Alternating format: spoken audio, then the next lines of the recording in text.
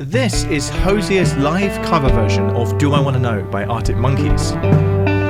Despite being released almost 9 years ago, Hozier's cover here has recently gone viral and has actually climbed to number 9 in the UK charts.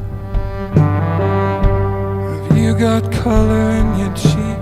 But that's not what I'm interested in here. What caught my ear when I heard Hozier's version of the track is what he had done to the tonality. I'll play you Hozier's version back to back with the original Arctic Monkeys version and see if you can identify what Hozier has changed.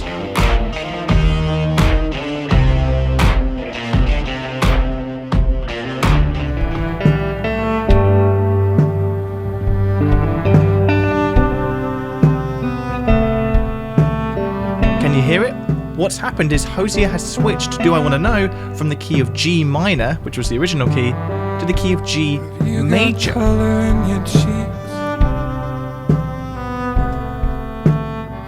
Now, taking a minor key song and moving it into the major key or vice versa isn't a particularly groundbreaking thing, isn't a particularly unusual thing to do, albeit it's fairly rare for a cover version. But what's really caught my attention here is the particular way that Hozier has switched this minor key song into the major key.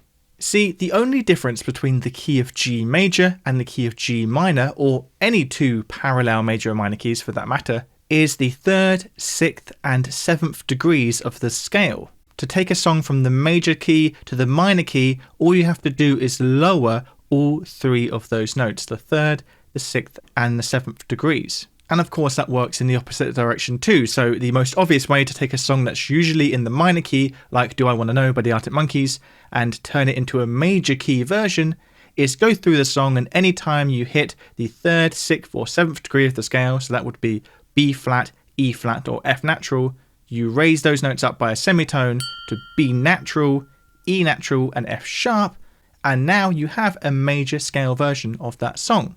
But this isn't what Hozier has done to the Arctic Monkeys song. If he had done that, it would sound like this.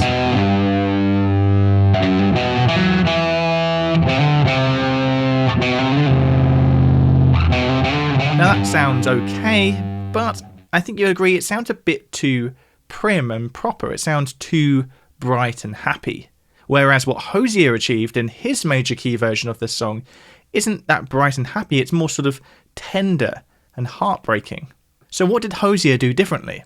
Well, Hozier has technically done what we just did there, went through the song and any time there was a 3rd or a 6th degree of the scale, he raised them up from their minor key version into their major key equivalent. But on top of doing that, Hozier has also taken another step, which is that he has lowered the entire thing down the scale by a 3rd. Almost every note in this riff has been moved 3 steps down the scale from where they originally were. The only notes that haven't moved are these Gs, which makes sense because G is not only our tonic note and therefore sort of the most important note to ground the key, we don't really want to change it, but it's also the first note of the riff, so changing it could make the riff quite hard to recognise. Also, bear in mind that technically Hozier has moved everything up a 6th, not down a 3rd, because he's playing it an octave higher, but it's sort of easier to think about as moving down a 3rd, and it's basically the same thing. But the beauty here of moving all of these notes down by a 3rd is that the riff ultimately still maintains the same contour, the same shape, i.e. the melody still goes up and down in the same places, just by a different amount. So we can still recognise it as the Do I Wanna Know riff, but it's taken on a whole new sound.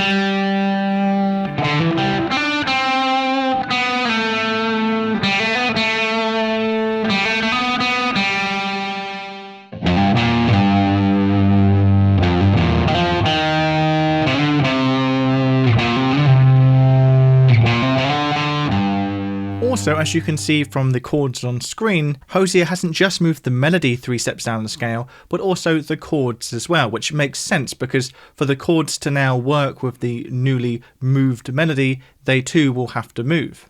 Now, of course, the chords and melody here aren't the only thing that Hozier has changed from the original Arctic Monkeys version. He's also mellowed out the instrumentation, the dynamics, and he's playing the whole song at a slower tempo. All things that help create that softer, tender mood that he's achieved, but it's this transposition and adaptation of the song from its original darker minor key to this gentler major mood that I think has really given this version of the song its unique and emotional take that has captured the attention of so many people recently.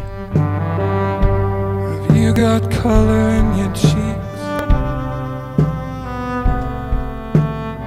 Do you ever get the fear that you can't? As we've seen in this video, although we often think of major as happy and minor as sad, there is often more nuance to tonality than that binary thinking. If you'd like to learn more about why major isn't always happy and why minor isn't always sad, then do check out this previous video of mine. I've linked it down below in the description.